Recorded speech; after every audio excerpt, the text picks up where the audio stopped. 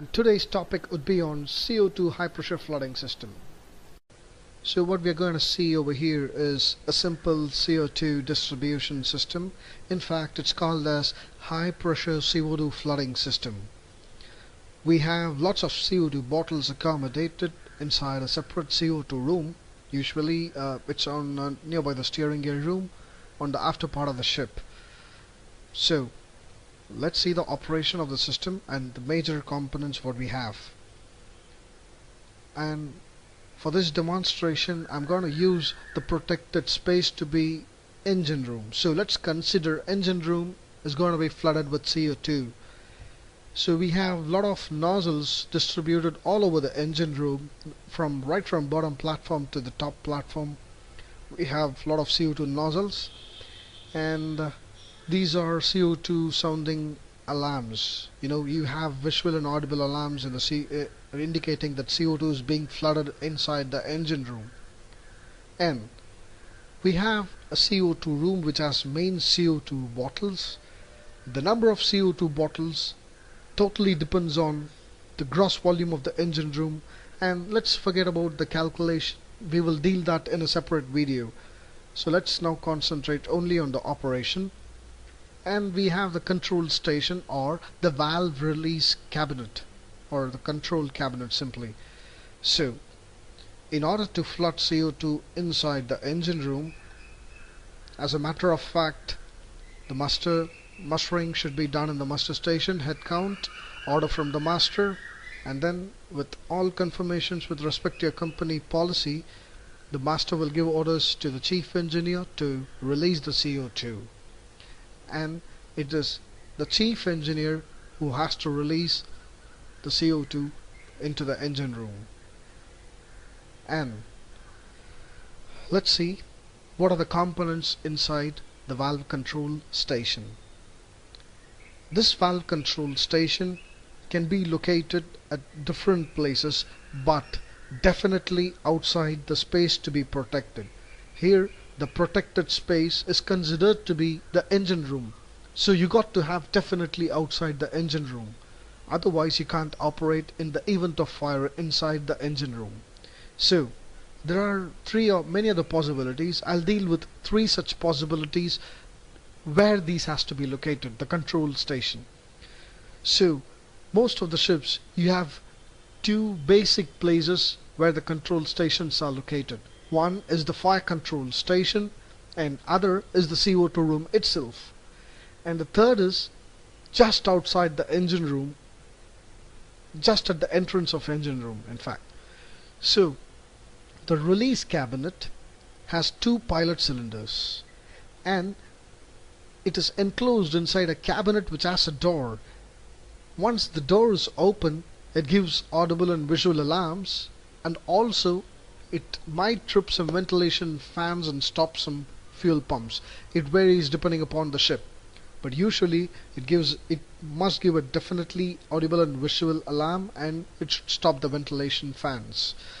So we have two bottles, out of which we are going to use always only one bottle. One bottle is considered to be a spare. We are not going to use both the bottles. So there is a valve over here. You got to open this, and then there are two valves. One valve, if you follow the green line, goes and opens the main CO2 bottle valve mechanism. The other one, if you follow the blue line, goes and opens the main distribution valve, which is also inside the CO2 room. So once I open this valve, the CO2 from the bottle comes and stands over here. As the chief engineer opens both the valves simultaneously, the green line, the CO2 goes through the time delay unit. The time delay unit produces a time delay of 20 to 30 seconds depending upon the system or the manufacturer, and it's not present in all kind of ships. So it's not mandatory, it's just an optional stuff. And this blue line goes to the main distribution valve for the engine room. So the time delay unit can be either electrical or a simple empty bottle which creates the time delay of 20 to 30 seconds, just the time needed to fill up the bottle. The reason why it's kept as an empty bottle is the CO2 from the pilot bottle takes time to fill up the empty bottle. Thus, this is how the time delay is created.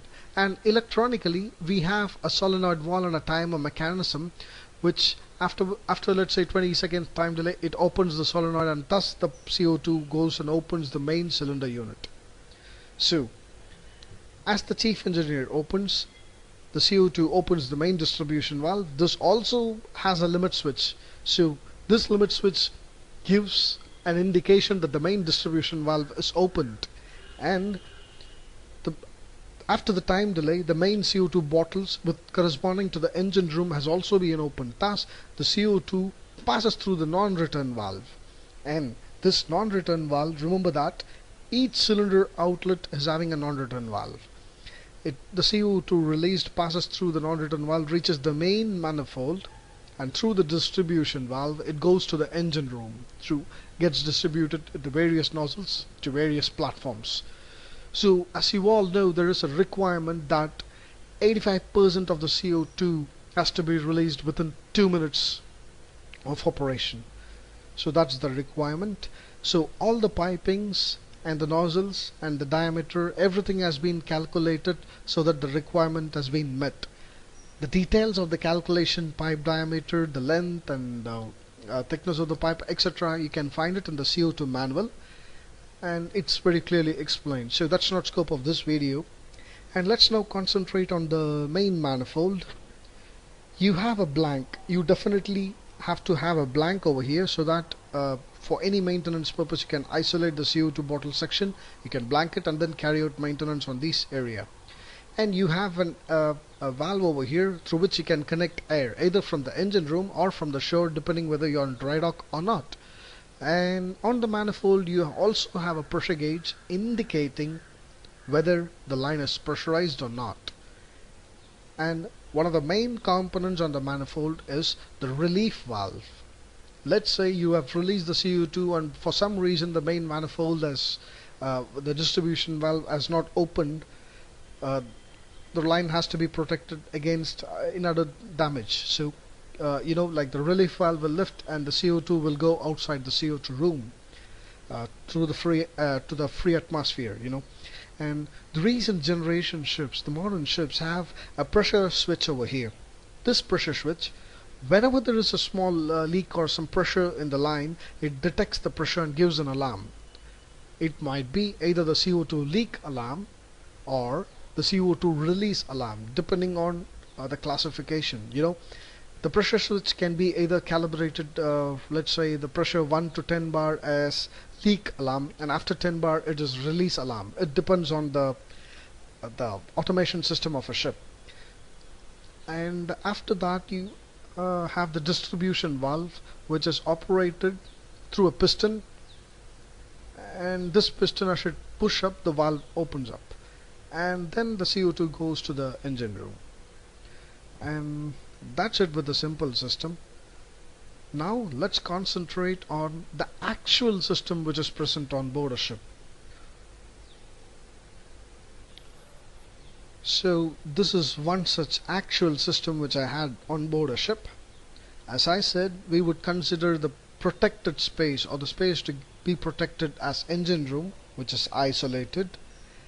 And at the protected space entrance we have the valve control station. In my last ship I had, so we can release the CO2 just outside the engine room. And in a conventional way, you have the valve control station in the CO2 room and one at the fire control station. So from 3 places you can flood CO2 inside the engine room. Let's now concentrate on the fire control station, the valve control section. So we have a key inside the break glass type which is sealed. Just break the glass, take out the key, open the cabinet. You can't open it just like that. You got to put the key and open the cabinet. And as I said, once you open the cabinet, in my last ship we had the CO2 release alarm and the vent fans will stop, and I'm going to open one of these bottles, and there is a pressure gauge here. Once I open the bottle, I get a pressure indication over here, and just follow the pink line. It goes to the two valves, and after that it waits for the chief engineer to operate it. And once the chief engineer operates both these valves, after confirming that the vent fans have stopped, quick closing valves are closed, and the dampers are shut, etc., etc. So after these two valves have been operated, let's follow the green line. The green line goes and opens the main valve, main distribution valve to the engine room, and as you see here, you have a check valve over here, or a non-return valve over here. So the gas from the pilot cylinder can pass only this way, it can't return this way, and it cannot also go to the other valve control stations. You have a non-return valve over here, so it opens the main distribution valve. Similarly, the other line, let's trace the blue line. It goes through a check valve or non-return valve through a time delay unit to open the main CO2 bottles in the CO2 room. And as the CO2 is released, follow the red line, and the main distribution valve is open now, and it just goes out, and then the engine room space is getting flooded. Now you have a similar arrangement in the CO2 room and also at the engine room entrance.